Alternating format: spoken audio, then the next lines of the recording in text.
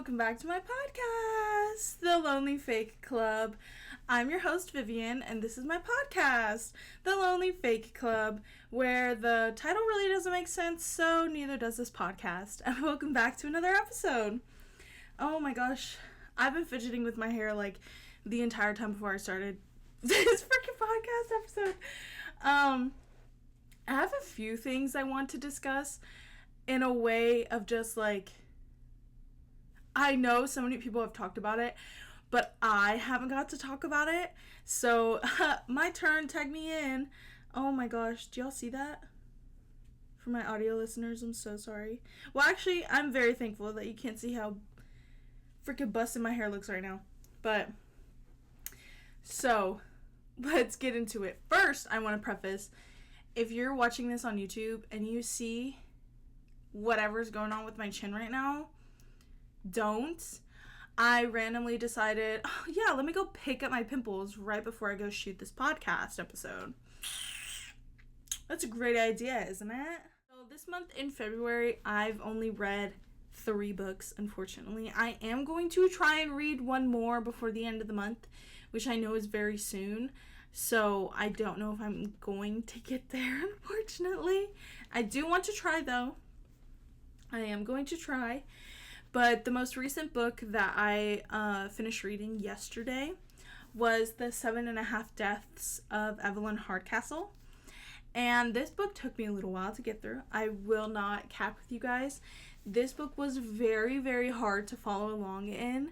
I think because I initially read the first 100 pages and then I left it and then I read maybe 200 pages a day. So I was really reading this rather slowly.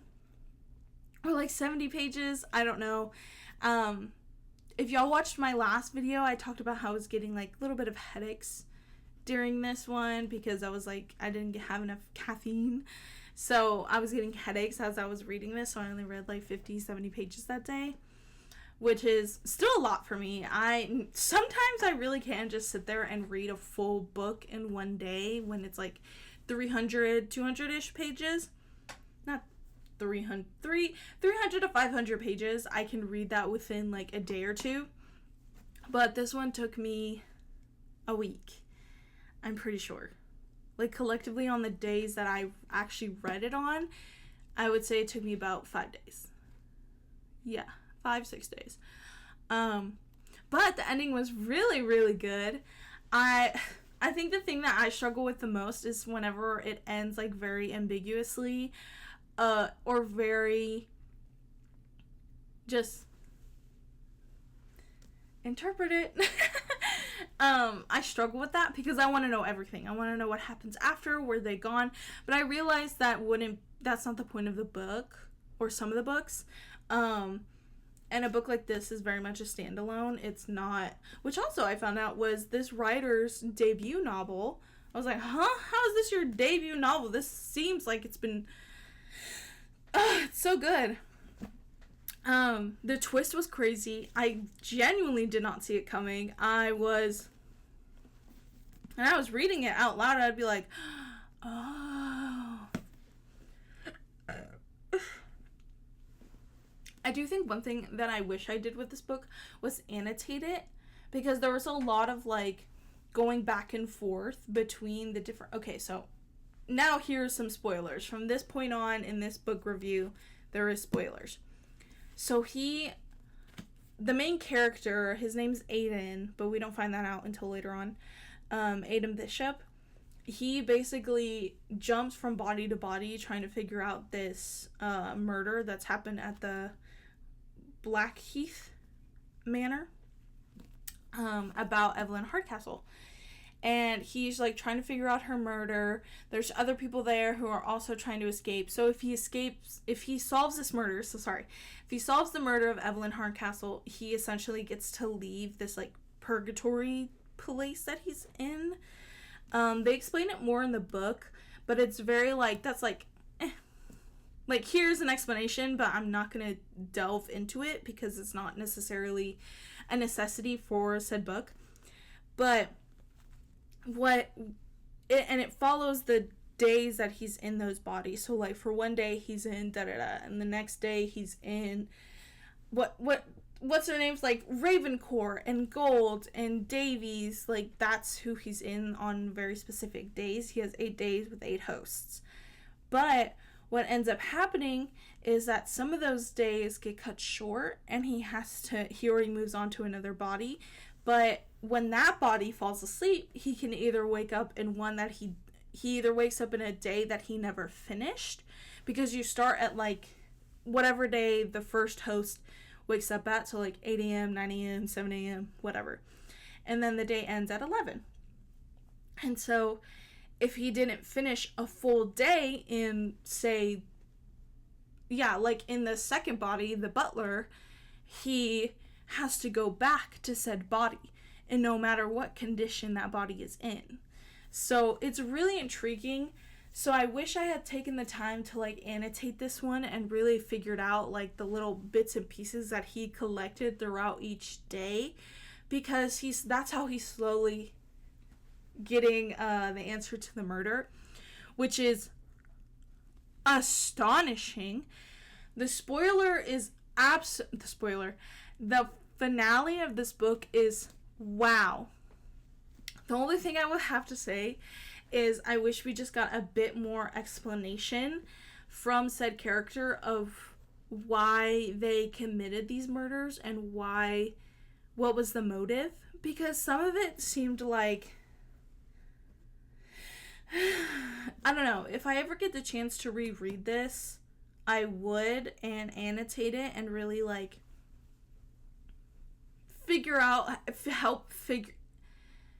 help myself figure it out the same way the main character did.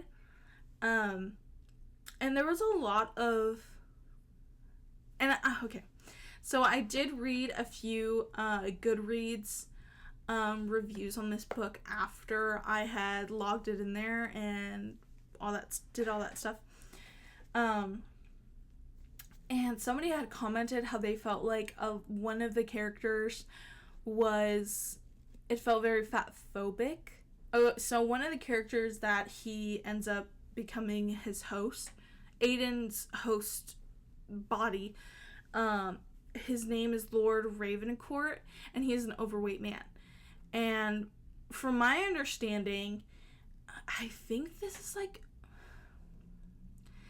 I want to say it's like the early like 1930s, 1920s-ish. That's just kind of the vibe I was getting from the way they spoke and how like the party and all that stuff. I could be wrong. He probably did mention what year it was, but I don't think he did, because again, it's like this purgatory state of being is where these characters are. But Ravencourt, like I've said, he is overweight. That's literally my cat snoring. But I'm assuming that he is morbidly obese because he does struggle to walk. He needs a cane. He has to have a servant wash him and dress him. And the way that the author describes this body is, I would say, very fatphobic. He describes it as like grotesque and disgusting, and he can't believe that somebody would allow themselves to get this big.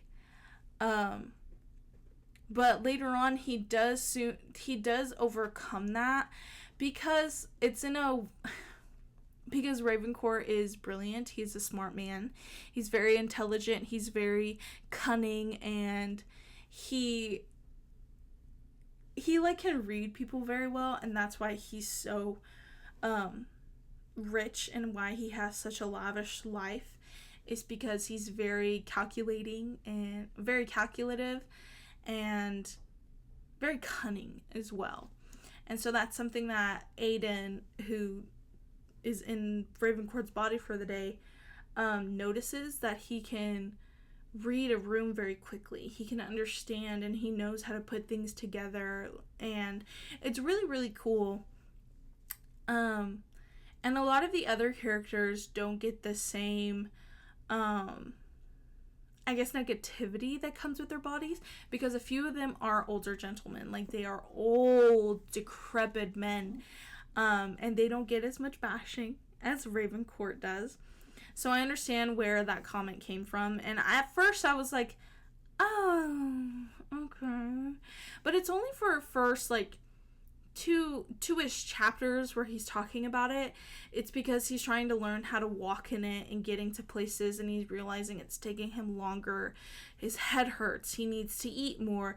He doesn't understand why he can't just get up and keep doing what he needs to do, and it's because this man has so much extra weight on his body. So, but he does come to enjoy that body and actually miss it in a way because of the host's initial intelligence and conniving nature, to where he's able to put pieces into place. So I thought, was it a little fatphobic? Yes. Do I think it's what an overarching theme in the book? No. It was only for a short time.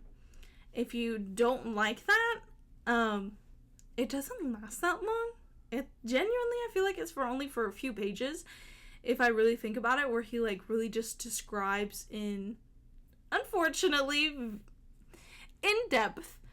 But once you get to the other characters and you move on from there, he talks about Ravencourt in a better light.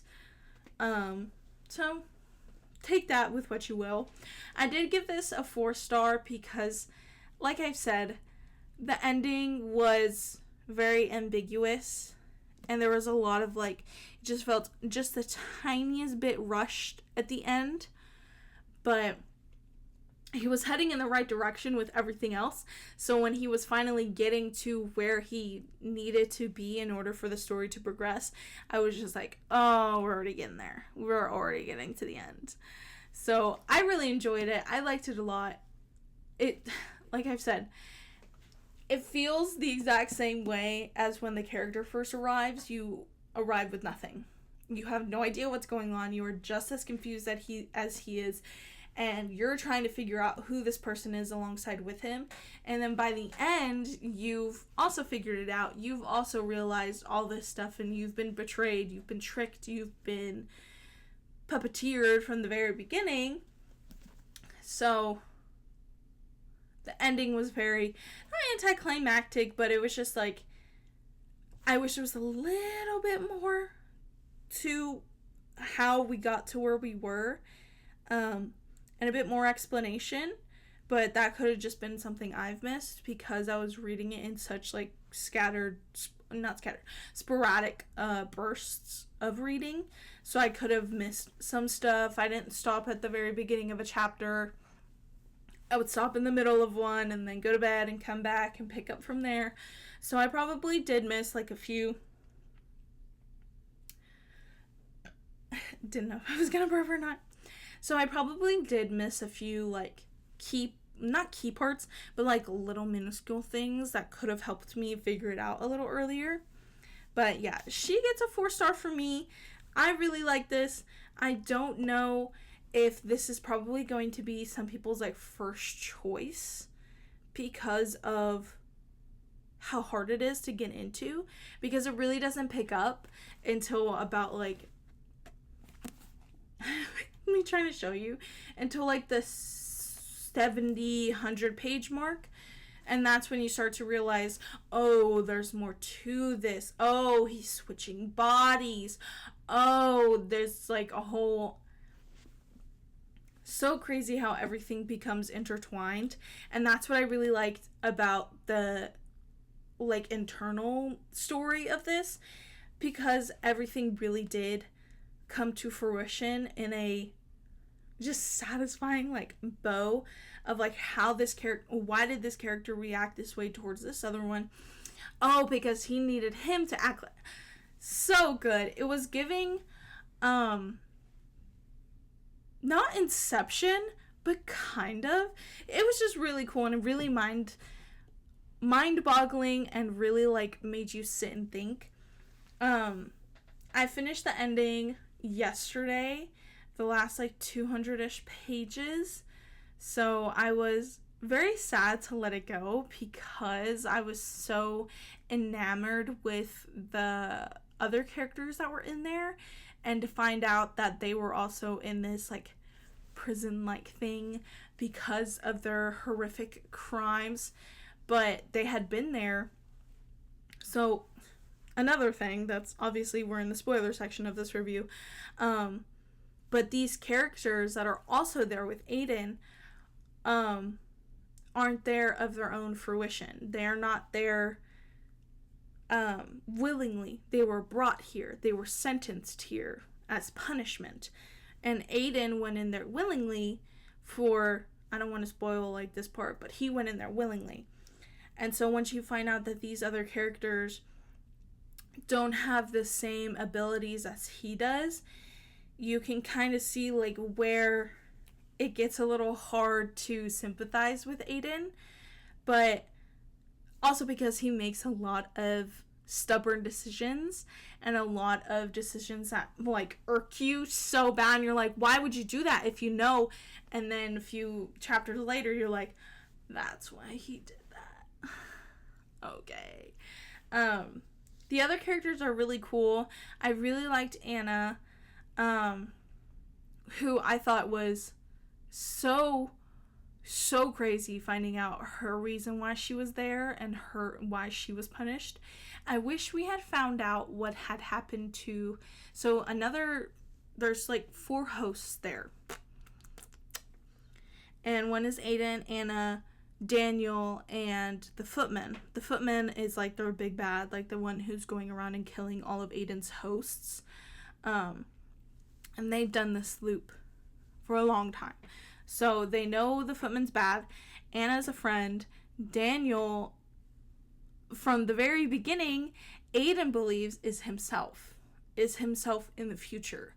In the future body of Daniel, what's his name? Coleridge. He thinks that's another host that he's going to inhabit at the end.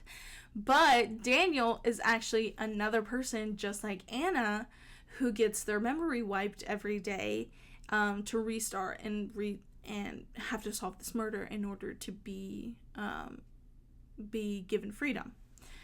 But Aiden gets, obviously, like I've said, he gets the 8 different hosts, he gets 8 days, he gets a lot of extra help from the plague doctor, who's essentially like their gatekeeper. But I had wished we had found out what Daniel did to be sentenced here, because we find out why Anna was, but Daniel has his own side plot and all that other stuff, and figuring out like how he's gotten here and why he knows so much more than most of them, and then come to find out Daniel really isn't Aiden in the future. It's just another host who wants to leave just as much. But they've been in this loop for 30 years. 30 years. They have been in this continuous loop. And every time the Aiden guy, Aiden Bishop, who's the main character, every time he fails to solve the murder, they wipe his memory and he starts over.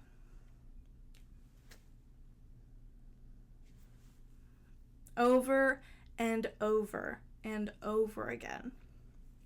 So by the end of this, when we get to this specific loop, the one that we're reading, Aiden's like true self, like Aiden, who is like the person who went in there, is but a voice to the Aiden that's in this loop. And that Aiden doesn't remember anything. All he knows is his name and Anna. And that's kind of it. He realizes that there's and throughout the book, he's like, something is telling me why I'm here. I'm here for a woman. Could it be Anna? But I know that it's an affection I have for this woman, and it's not Anna. She's just a friend. And then come to find out, it's like this whole crazy thing. It was genuinely so good. Genuinely a fun book. Very, very, very intellectually mind-boggling. a lot of like, okay, let me reread this. Let me make sure. That's why I wish I annotated it, because there were a lot of times where I had to be like, okay, but when he was like,